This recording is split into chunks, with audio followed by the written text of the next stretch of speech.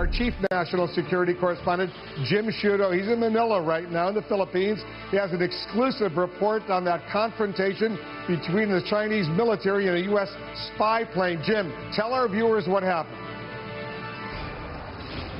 Wolf, it comes down to a fundamental, potentially dangerous disagreement. Though these islands are brand new, manufactured, in fact, China views them as sovereign territory. The U.S. views them as international waters, international airspace, and it demonstrates that, as it did today, by flying over them, sailing nearby them. Chinese protests getting louder, U.S. moves getting bolder, the tension there escalating. Foreign military aircraft. This is Chinese Navy. You are approaching our military alert zone. Please immediately. High above the South China Sea, the radio crackles with a stern warning. Go, go! The source of dispute appears on the horizon seemingly out of nowhere. Islands, man-made by China, hundreds of miles from its coastline. So when's the last time you went up? CNN got exclusive access to classified U.S. surveillance flights over the islands. 80 knots. Check. The first time journalists have been allowed on an operational mission by the state-of-the-art P-8A Poseidon, America's most advanced surveillance and sub-hunting aircraft. So we've just arrived on station now above the 3 islands that are the targets of today's mission. It's these 3 islands that have been the focus of China's building in the South China Sea over recent years. China's alarming creation of entirely new territory in the South China Sea is one part of a broader military push that some fear is to challenge U.S. dominance in the region. Sailing its first aircraft carrier, equipping its nuclear missiles with multiple warheads, developing missiles to destroy U.S. aircraft carriers, and now building military bases far from its shores. For the U.S., the islands are a step too far, and this flight is part of a new and bold American military response that may soon include sailing U.S. warships close by as well. In just 2 years, China has expanded these islands by 2,000 acres, the equivalent of 1,500 football fields and counting, an engineering marvel in waters as deep as 300 feet. You're a military man. You look at this, is there any doubt that that is a future military installation? It appears to be a buildup of military infrastructure, and not to mention we were just challenged probably 30 minutes ago, and the challenge came from Chinese Navy, and I'm highly confident it came from ashore on this facility here. What used to be the Fiery Cross Reef now has early warning radar, an airport tower, and a runway long enough to handle every aircraft in the Chinese military. Some are calling it China's unsinkable aircraft carrier. These videos of the islands, taken from the P-8's advanced surveillance cameras, never before declassified. In a sign of just how valuable China views them, the new islands are already well protected. There's obviously a lot of surface traffic down there. Chinese warships and Chinese Coast Guard ships. We heard the proof. The Chinese Navy ordering the P-8 out of the airspace not once, not twice, but 8 times on this mission. This is the Chinese Navy. This is the Chinese Navy. Please go away quickly. And like the surveillance videos, the audio of these warnings never before shared with the public. You heard over the intercom, Chinese Navy, this is the Chinese Navy. And what was interesting is that there were also civilian aircraft. There was a Delta flight on that same frequency that when it heard that challenge, it piped into the frequency to say, what's going on?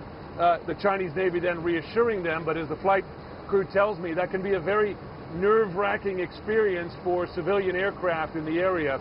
And the more China builds, we're told, the more frequently and aggressively it warns away U.S. aircraft. This is a dredger actually pumping sand from under the water on top of an area they're trying to build up land. And we see this every day. So I think they work weekends when they're doing this because 24/7. It happens. We see it all the time. Looking at these islands, you see the landing strips, you see military barracks, you see roads being built, trucks driving on those roads, and squadrons of dredgers and cargo ships adding to them every day. I have to say, Wolf, as you see them, they look like very permanent installations. It's difficult to see how, even with increased U.S. military traffic in the area, how China backs down. Jim, why the increased concern about all of this right now? Because I know there is intense concern at the highest levels of the United States government. It's two things, Wolf. One, it is pace. Over the span of just 2 years, China has expanded the area of these islands from 5 acres to 2,000 acres, 400 times, and it's rising every day. We saw that today, but it is also this. It is the militarization of them, putting in landing craft that can carry the largest military aircraft in the Chinese arsenal, the early warning radar systems, deep water harbors that can accommodate Chinese Navy ships. It is that militarization that has the U.S. now considering a bolder military response. And when the Chinese military says to the American Poseidon, the crew up there, please go away quickly, what's the reaction from the crew inside that Poseidon surveillance plane?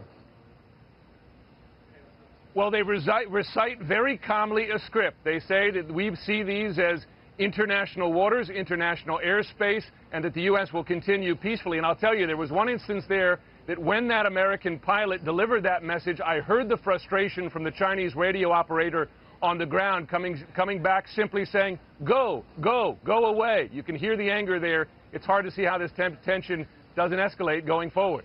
Jim Sciutto with an exclusive report for us. Thanks very much. We're going to get reaction to that. That's coming.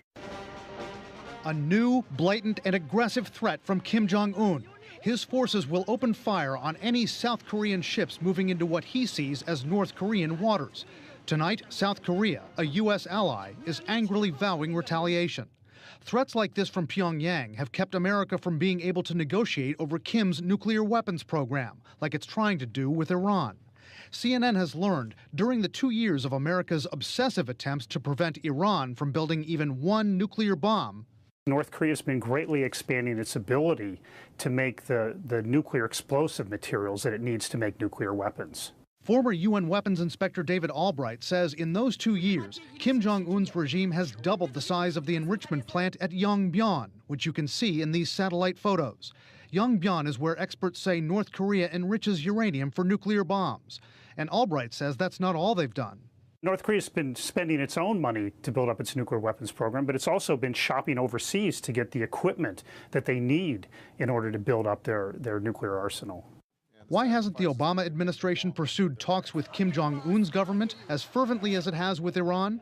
White House and State Department officials tell CNN they're committed to drawing down Kim's nuclear weapons and are open to dialogue with Kim's government. But North Korea has to show a commitment, which it hasn't done yet. Analysts say there are other reasons. I think we have rapidly approached the point of no return over the past 5 years. This program has gained a lot of momentum over the past few years, and not much has been done to stop it.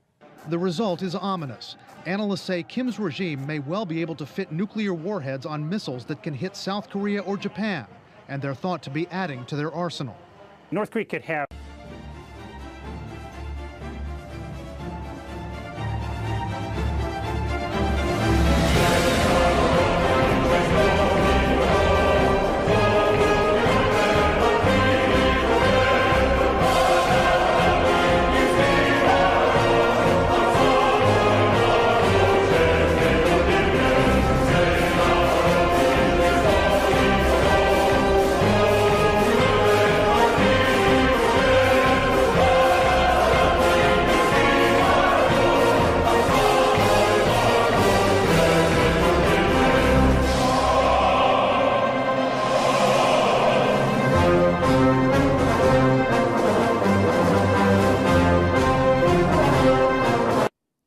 until now, the Kremlin has insisted that its annexation of Crimea in the middle of March last year was purely a reaction to a referendum that was staged there in which apparently 97% of the population of Crimea voted to become part of Russia. Now that position has changed. Vladimir Putin on state television as part of a documentary marking a year since Crimea became part of Russia, saying that in fact this was part of a pre-planned plan which was discussed some weeks before the referendum took place. Take a listen. I called the leaders of the special services in the Ministry of Defense to the Kremlin, and I laid the task out before them to save the life of the president of Ukraine. Otherwise, they would have just destroyed him. We readied to take him straight out of Donetsk, by land, by sea, and by air. It was the night of the 22nd to the 23rd. I said to all colleagues, We have to start working on the return of Crimea to Russia. Well, Vladimir Putin there revealing also details of a plan to evacuate Viktor Yanukovych, the ousted president of Ukraine. Up until now, there had been no details about a special forces operation that had been set in motion to extract him. It's not the first time, I have to say, that Vladimir Putin has, how shall we say, revised his idea, revised what happened in the past, the steps that have been taken. You remember on February the 27th of last year, when armed men dressed in full uniform started to take over key government installations in Crimea. The word from the Kremlin back then was that these are not Russian forces, these are purely self-defense groups that have assembled ad hoc on the ground. He then subsequently admitted that they were in fact Russian regular forces sent in to back the locals. And so, again, it's not the first time that Vladimir Putin has changed his story. And I suppose it raises the question, will he change his story again over other details? For instance, the deployment of Russian forces in Ukraine, in eastern Ukraine, which he categorically denies at the moment. Will that story change in the future?